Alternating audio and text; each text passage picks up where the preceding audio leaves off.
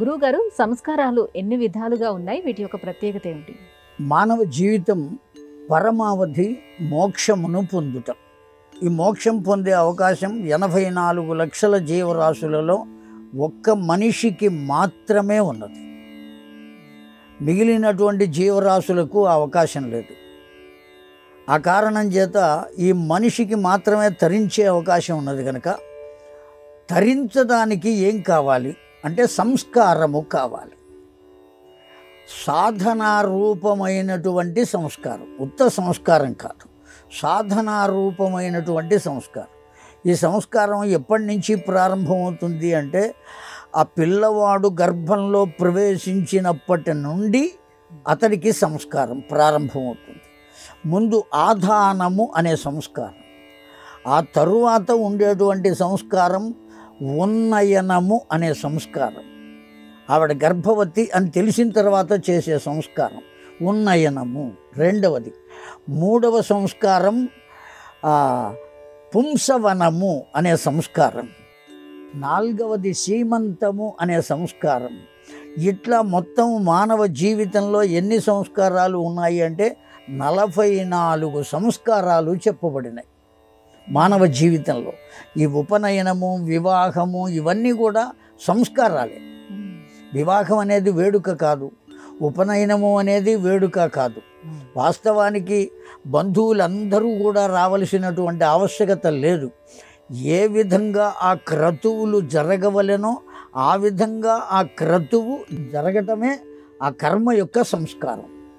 అది జరగకుండా అనేకమైనటువంటి ఇతర విషయాలు రావటం అనేటువంటిది సంస్కారం కాదు.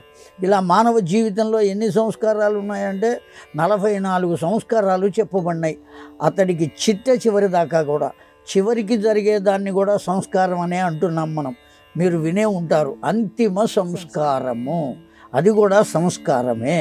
కనుక అయితే ఈ కలి ప్రభావం చేత ఈ 44 సంస్కారాలు కూడా తరిగి పెద్దలు మనకు కొన్నైనా కనీసం వీడు ఆచరిస్తే సంస్కరింపబడతాడు కదా అనేటువంటి భావన చేత 16 సంస్కారములు రూఢిగా ఏర్పాటు చేశారు. షోడశ సంస్కారములు. ఆ షోడశ సంస్కారములు కనుక జరిగితే అతడికి దివ్యమైనటువంటి స్థితి కలుగుతుంది, సంస్కరింపబడతాడు. ఉపనయనము అంటే అర్థం ఏమిటి అంటే ఆనయనము అంటే చేర్చుట. అది ఎలా సంస్కారం అయిందో చెబుతున్నా నేను. ఆనయనము అంటే చేర్చుట, ఉప అంటే సమీపే, సమీపే అంటే దగ్గరకు చేర్చుట. ఎవరి దగ్గరకు చేర్చుట? పంచశీర్ష ఉపనయనే. పంచశీర్షుడైనటువంటి వారు ఎవరైతే ఉన్నారో ఆ భగవంతుని వద్దకు ఈ పిల్లవాణ్ణి చేర్చుట, ఇది ఉపనయనము అంటే. అంతే తప్ప మూడవ కన్ను అని కాదు అర్థం. ఆ ఉపనయనం చేసుకోవడానికి వీడు ఎక్కడికి చేరుకోవాలి అంటే భగవంతుడి దగ్గరికి చేరుకోవాలి. ఆ క్షణం నుంచి వాడు వేదాధ్యయనం చేసే అర్హత పొందుతాడు. ఆ వేదాధ్యయనం ద్వారా భగవంతుని వద్దకు చేరుతాడు. అది సంస్కారం. వివాహానికి కూడా అట్లాగే సంస్కారం. చివరికి తలపురాలు పోసేటువంటి సమయం వస్తుంది. వేడుక అనేక రకాలుగా చేస్తున్నారు. పూర్వం ఆ సీతమ్మ తల్లి, రామచంద్రుడు ముత్యాలు పోసుకున్నారు.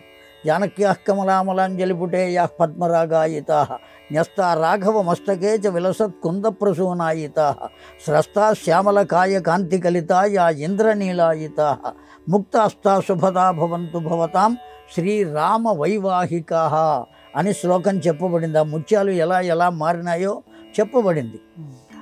అలా ముత్యాలు పోసుకున్నారు. ఇప్పుడు మనం ముత్యాలు పోసుకోలేం కనుక కనీసం బియ్యం తీసుకొచ్చి కాస్త పసుపులో కలిపి ఆ బియ్యం పోస్తున్నారు. ఆ సంస్కారం అనేది ఎంత గొప్పది అంటే ఆ బియ్యం పోసేటప్పుడు ఆ చేతుల్లో ఆ తలపురాలు పోసి ఒక నిండు పాత్ర దాంట్లో ఉంచి అప్పుడు మంత్రపూతంగా చెబుతారు, శ్రియోమే కామః సమృజ్యతాం. మీ ఇంట శ్రియము, ఆ సంపదలు బాగా పెరగాలి అనేటువంటి వేదమంత్రాన్ని చెబుతున్నారు. యశోమే కామః సమృజ్యతాం, నీ కుటుంబ కీర్తి బాగా పెరగాలి. ప్రజామే కామః సమృజ్యతాం, నీ కుటుంబంలో సంతానం ఇబ్బడి ముబ్బడిగా పెరగాలి, అనేక మంది రావాలి, నీ వంశం నిలబడాలి. ఎన్ని రకాలైనటువంటి వేద మంత్రములతో సంస్కరించి ఆ పిల్ల అతడి శిరస్సును పోస్తుంది. నేను వీటన్నిటినీ ప్రతిజ్ఞ చేస్తున్నానయ్యా అని. ఇవన్నీ సంస్కారాలు, వేడుకలు కాదు. పళ్ళాలు ఎత్తిపోసేసుకోవడం ఇవన్నీ కూడా సరి అయినటువంటి విధానాలు కావు. కనుక కాకపోతే లోకం ఇట్ట గడిచిపోతుంది, ఆ విధంగా కాదు అని చెబితే వినేటువంటి వారు కూడా లేనటువంటి పరిస్థితి ఏర్పడింది. చాలా మంచి ప్రశ్న వేసి వినేటువంటి వారందరికీ కూడా చక్కని విషయాన్ని తెలియజేశావమ్మా. చాలా సంతోషం.